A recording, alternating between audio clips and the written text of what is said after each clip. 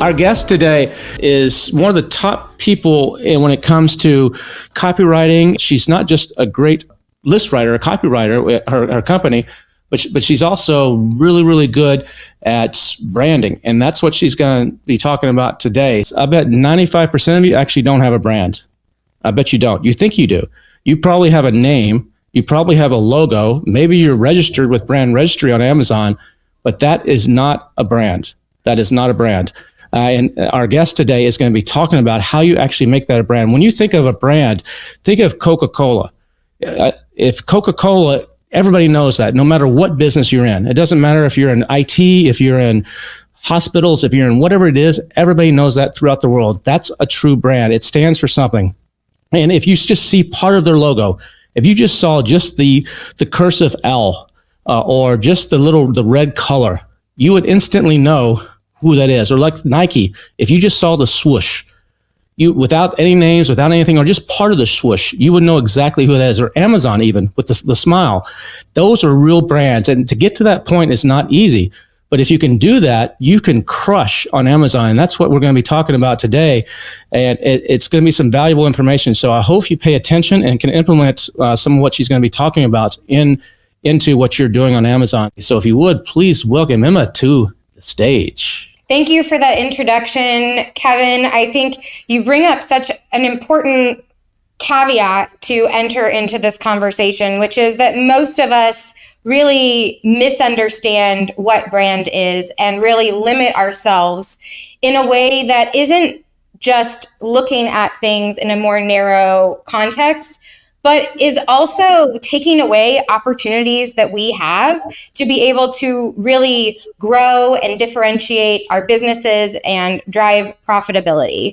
And brand is an incredibly powerful tool for doing that, but it also requires a lot of thought, a lot of strategy, and a lot of continuous, constant effort. And so in today's presentation, my goal is to give you some really actionable, valuable tools that you can use to begin to really dig in to the nitty-gritty of building not just a business, but a brand. So what one thing can help you do everything from boost profitability to convert more traffic, increase customer lifetime value, dominate the competition, on and on and on? Of course, we are talking about brand. That is not a surprise.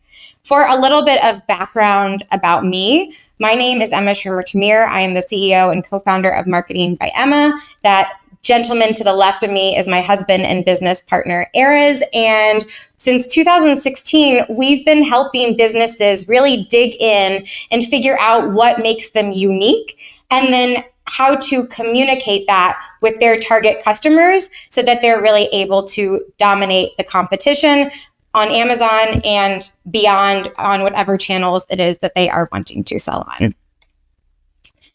So take a look at this glass, and I just want you to think about what you see when you look at it. And then I want you to think about, is this something that you would build a business around? We can't really innovate on the product itself. Sure, you can add electrolytes or flavor or make it fizzy. Perhaps you can source it from a different place. But at the end of the day, water is water is water. And so if you were tasked with needing to sell this water and build a business around this, what are you able to do to actually build a profitable business? If you have to compete in a flooded market like water, and I would like to take a moment to apologize for the puns that are going to be following, because I cannot help myself, and I love a good pun, and water just lends itself to that. So we're competing in a flooded market like water. Some of the things that might be running through your head are, it's too competitive. Why would I even try to compete selling water? You might say, we'll be the cheapest, which That's going to prove to be really difficult because you have large companies like Dasani and Evian and huge multinational corporations that have an economy of scale that you're probably never going to have. Mm-hmm. Maybe you're a rare case of you have a brand already and you feel like you can just lean on that. You know that people recognize you, and so why wouldn't they also want to buy water from you? You could take the approach of let's just drive more traffic and be really aggressive with advertising and our marketing, and we will just outmarket everyone else. Or you could take more of a content marketing approach and say we're going to identify some key influencers and spokespeople and leverage their notoriety and fame to grow our business. And the problem with all of these options is that none of them are sustainable long-term solutions. Some of them could very quickly send you to running out of money and just not able to compete anymore. Others are very vulnerable to other competitors coming in and just being able to outmaneuver or outbid you. And we see even that star power isn't enough to actually help a brand be successful. So by this point, you're probably realizing that what we're getting to is brand can actually be that thing that you can use to build a successful business, even around something as ubiquitous as water. So today we're going to be going over the 3 C's of building an unbeatable brand. Those are surveying the competitive landscape, developing a customer avatar, and doing a deep dive of your company identity. And when you're able to do all 3 of these things really effectively, you begin to lay the foundations for something that isn't just a business, but is truly a brand. Obviously, with aspirations like Coca-Cola and Apple and all of those large companies, but even if you never achieve that level of recognition, you can still build a far more profitable and a far more sustainable business by doing these things. So, step 1, we need to survey the competitive landscape. So, asking the question, what sets you apart from all of the other people that you're competing against? And we're going through these 3 C's in order, but this isn't a situation where you do one and then the next and then the next. I really want you to think about this as a constant loop where you're continuously doing each of these things. And it's also not a set it and forget it exercise. These are questions that you should be constantly revisiting no matter what stage of business you're in. So whether you're in the stage of still ideating and getting ready to launch your first product, or you're a very established business and you're trying to figure out how to stay competitive when now you have all of these copycats that have entered the arena, these are questions and strategies that you can use to continue to maintain that competitive edge or to really give your business a great shot at success from the get-go. So, we're trying to sell water. Here are a variety of different bottled waters that we are trying to compete against. And if we look at these, we see a lot of similarities. So most of them are blue, which is no surprise since we associate blue with water. They're also all very natural and sort of life sustaining kind of names and imagery that's being used. Life water, smart water. It's more or less the same. Perrier is the exception of being in a green bottle, but it's still really not that unique. And most of these are not something that you are going to feel committed to drinking. They're just going to be whatever you can find that is most convenient for you. So if you're at the airport, you'll choose the bottle that's the cheapest or the biggest or has a little bit of extra electrolytes, but it really doesn't matter whether it's smart water or life water. I don't think that many of you feel a strong emotional connection to that Aquafina that you're drinking just because that was what was convenient for you. So what do? you could be like Liquid Death. And Liquid Death is a very they like to ruffle feathers with their marketing. So some of the content that I'm sharing today may be a little bit edgy. So I just want to have you keep that in mind. But also, I don't necessarily say all of this to tell you that you need to be incredibly provocative with your marketing. The reason why I chose this example is because it makes it very clear what they're doing so that you can identify how they are choosing to be different and how they are really thinking about all of these things. And so even if you're selling something and your brand, you want to be very gentle and nurturing and very comforting, you can do all of these things as well. It's just going to obviously look different. So Liquid Death, right off the bat, we see they're in a can, which that's not revolutionary. However, they are in a taller can, and they look very reminiscent of either a beer can, something like Guinness, which if you were to look up the Guinness logo, you would see that they are very, very similar. I think Liquid Death was heavily inspired by the Guinness logo, or by a energy drink can. And that is on purpose. They almost want you to mistake their water for an alcoholic or energy drink beverage. So the lore has it that the founders of this water company, they were noticing that at rock concerts, musicians didn't really want to be drinking water on stage because it wasn't cool. It didn't go with their edgy rock star personas.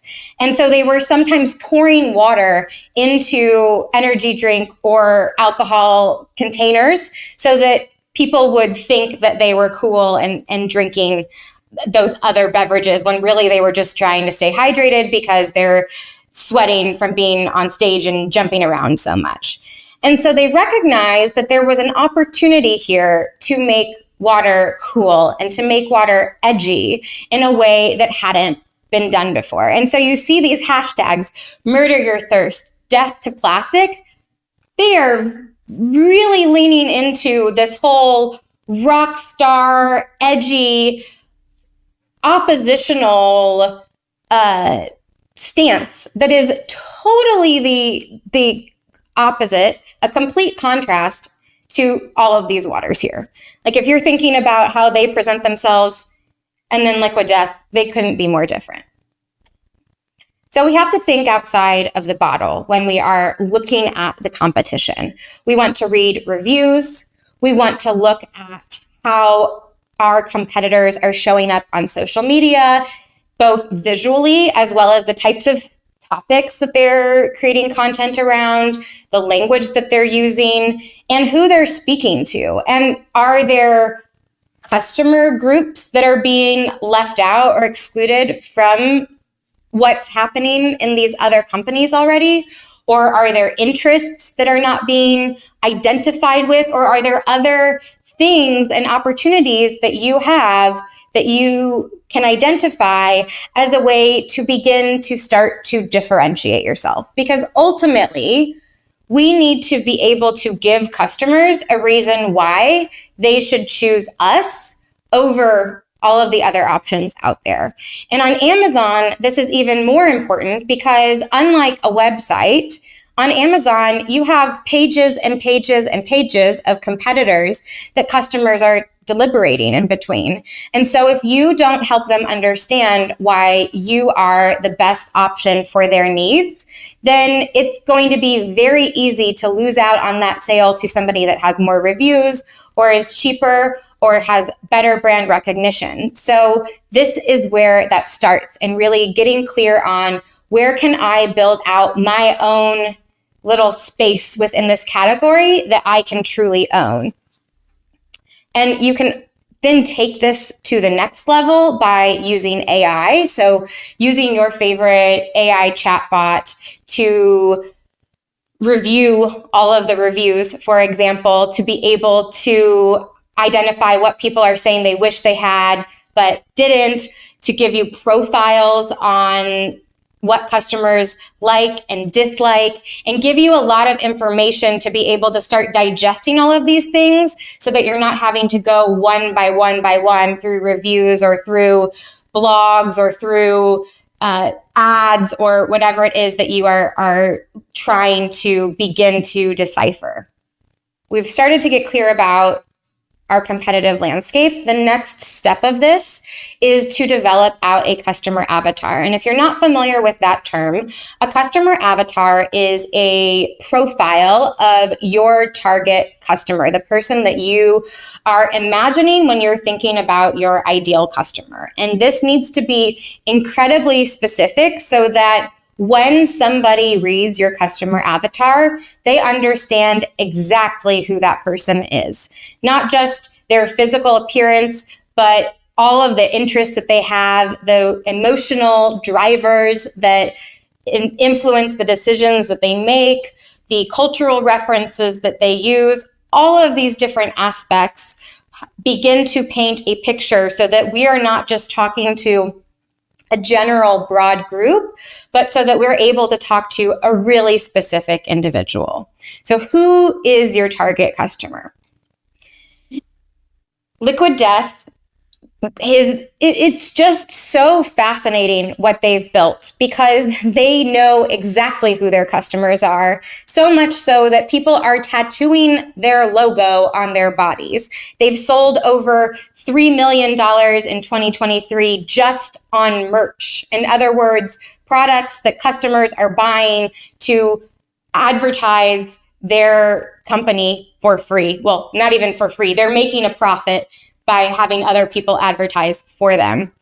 And so if we look at their social media and we go to the tagged photos on social media, we start to get a very clear idea of who their customers are. So we see somebody that it looks like they're at a cemetery. The bottom middle, it looks like, is somebody that's in the back room, perhaps of a music venue or some other kind of grungy space. And so we're getting a very clear picture of who their customers are. And we're seeing that all of the things that they're doing are done to speak directly to that customer. And that's what makes things really much more powerful. Because if they were just saying, drink water because it makes you feel better, it makes you feel good, or it's the essence of life, that doesn't really mean anything. That doesn't speak to any one person. But when you say murder your thirst, that's going to speak to a very specific group of people. And the other thing to keep in mind is that when you get clear about who your customers are, it also means getting clear about who your customers aren't. And that is incredibly powerful because it gives brands the ability to say things to customers and to make choices that are going to absolutely delight and drive stronger connection with their customers, while also being unafraid that it's going to turn other people away. And every single piece of marketing that Liquid Death does demonstrates this so clearly because they truly have some very provocative, boundary-pushing marketing that makes a lot of people angry. But they do that because they understand that the people that get it, it's just going to like them, make them like it even more. So we need to obsess over our customers. And it's not just thinking about who they are and building out that profile, which, by the way, this is another place where you can incorporate AI into this process to begin to build that out. So if you have some details or even it doesn't have to be just about your customer. If you have some general ideas about the kind of brand that you want to create, you can ask something like ChatGPT or Claude or whatever tool you prefer to build out a customer avatar for you based on that information. And what's really helpful about that is then you have something to work with. So whenever you're integrating AI into any of these steps, you don't want to simply hand over the keys and let AI make the decisions for you about what kind of brand you want to build or what kind of customer you want to market to, but it can give you some really great insights, a really good starting point that then you can iterate on and think about and expand upon as you dive deeper, as you think more strategically, and as you gain more clarity. Another point to consider is your customers may evolve over time. So for those of you that already have businesses, when was the last time that you built out a customer avatar? If it was 2 years ago, it's very possible that either those customers have grown and changed and are thinking about other things in their lives, or maybe there are other customers that you hadn't considered that are a better fit for your brand that are not really reflected in your marketing. And so this is also something that you want to be thinking about. It's not static, just like we as humans are not static. And in tandem, then we want to think about how we can apply this knowledge of the customer to all of the decisions that we're making. So if we are thinking about our Amazon listing and presenting the main features of the product, we need to be asking why those features matter specifically to those customers, because every single feature can have a wide range of different benefits that are going to speak to a wide range of different customers. And so when we are positioning our business and our brand on something like a product page, we need to be thinking about what those specific points are and what those filters are that are going to really speak to the customer in a meaningful way.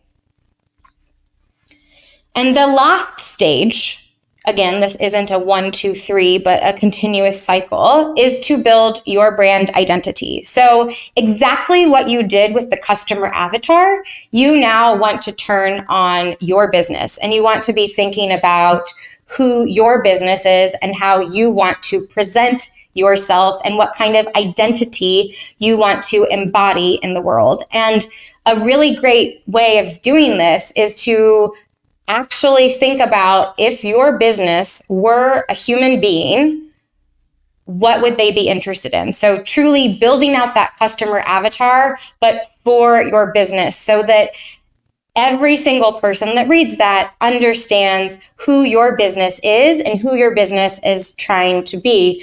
And this is incredibly helpful whenever you are working with contractors or a team. Having this tool helps people everywhere from customer service to creative to product development make decisions in a more unified way that are going to embody how you want to be presenting yourself. Because if you just say we have a sense of humor, there are many different senses of humor, and a Seinfeld sense of humor is very different than a Family Guy sense of humor. And so those little nuances are incredibly important when we're thinking about choices of design, of choices of language, and any way that the business is going to be interacting with other people in the world. So as I mentioned, if your brand were a person, how would you describe them? These are a few little snippets from Liquid Death's website, and you can see that every single piece is so clear about who they are and how they want to present themselves. So you're not signing up for the newsletter. They're saying, want free horror scopes. You're not just joining a fan club. You are joining the Liquid Death Country Club, which includes selling your soul to join the club.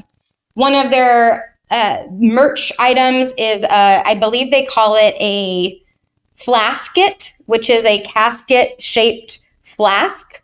So all of these choices are with a strong sense of who they are, and they're embodying it visually, and they're embodying it with the way that they are communicating, and it all tells a story, and it is all in line. Because if they were to just say, sign up for our newsletter or join our fan club, sure, they would get, I'm sure, people to sign up, But when they take this extra step to say, want free horoscopes or sell your soul, those are things that have a sense of humor and that are going to speak really strongly to who their core customer group is. And through that, they're going to get a chuckle. They're going to be excited about it. They're going to post about it online. They're going to tell their friends about it. And so that extra thought, that extra depth of strategy makes all of these things have so much more impact than simply filling a space or checking a box on a website. So you need to go bold. You need to really, look at this image. We have a monster liquid death with heads floating around. They say one of their hashtags is death to plastic. And that's another thing that's quite interesting with their whole mission is they also have a sustainability bend to them. So their cans aren't just in cans because they want to be different. There is intentionality and thought behind putting them in cans because they have chosen aluminum for its infinite recyclability. So it's a more recyclable material than plastic. So they are differentiating both aesthetically, but also on the substance itself and making choices that they can then communicate about through all of these different efforts that they're taking. So with something like water, but also with almost any category that you're selling in, it's very unlikely that the product itself is going to be all that different. Of course, I'm sure some of you are inventors. Some of you have patents on really amazing things that you've created. But I imagine that there are also a lot of other people here that perhaps there's a little bit of differentiation within your product, but not enough that in and of itself is going to be a strong enough reason for customers to want to buy your product over the myriad of other options out there. And so by doing this, by digging deeper, by being clear about what makes you different, who your customers are, and who your brand identity is, you are able to give people a reason to want to choose you, not just because you're the cheapest, not just because you were the first one to pop up, but they specifically want to buy from you.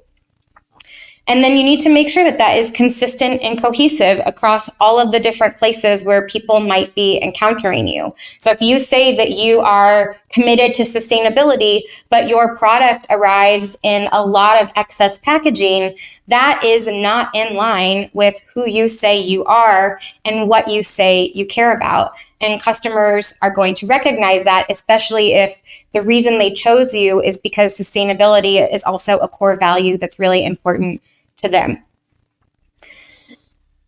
And through all of this, you can also dig a little bit deeper, develop out a distinct voice, utilize different aspects of storytelling, and a lot of other things that are a bit meatier to get into than what we have time today. However, if you would like some recommendations of books, I would strongly recommend Building a Story Brand as a book to check out if you want to take all of this to the next level and bring in storytelling, not just to your about page, but really how you position and present your entire business.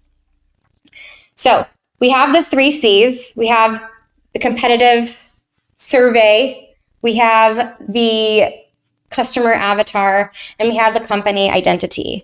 And then we want to balance the equation. And so on the other side of that, we want communication, we want connection, and we want conversions. So when you're combining all of those C's together, that's what the outcome is. We are giving people opportunities to connect with what we're doing in a way that makes them want to continue coming back, to tell their friends about their products, so that you're not just that product that they bought on Amazon, but this brand that is so awesome and you absolutely have to hear all about it. It's also, even when you are putting together something like a product page or a website, we can sometimes make the mistake of thinking of that as just something static. But a really effective piece of marketing actually helps to facilitate conversation so that when somebody is looking at it or reading it, they're thinking about themselves and they're reflecting on the problem that they're trying to solve or the excitement that they're going to feel when they finally get this product. And so by doing all of these things, you are able to really encourage more communication. And then, of course, what we're all after, more conversions, so actually driving more sales.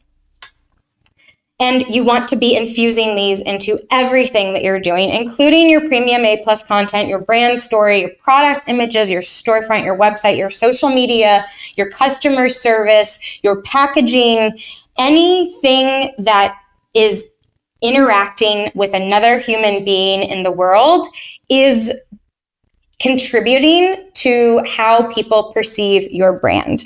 It's, as Kevin mentioned at the very beginning, your brand is not just your logo. It's not just your colors. It is all of these things building on each other. It's evolving and changing over time. And the more intentional that you can be about it, the more impactful of a brand you can build, and you open up a whole world of possibilities and potential.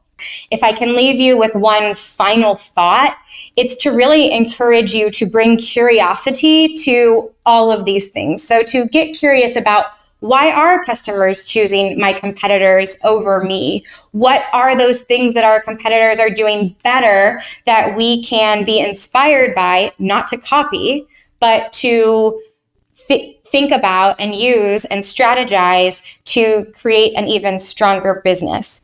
And what is it that my customers care about that I can use as a way to be able to drive stronger connection? And how can I maybe be a little bit bolder with my branding, knowing that it might turn some people away, but that the end result is having a more loyal, committed group of customers that are excited to buy from me over and over and over again. With that, you would like to reach out, here are all the ways that you can find me.